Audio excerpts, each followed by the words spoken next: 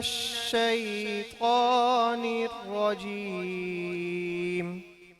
بسم الله الرحمن الرحيم.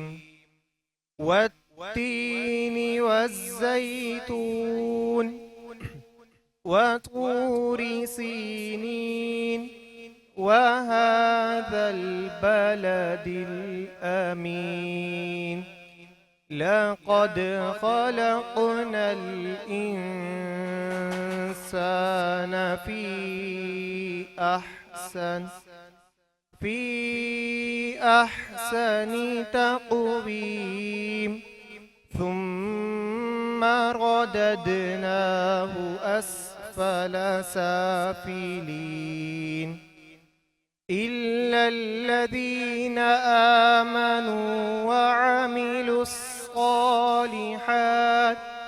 وعملوا الصالحات فلهم أجر غير ممنون.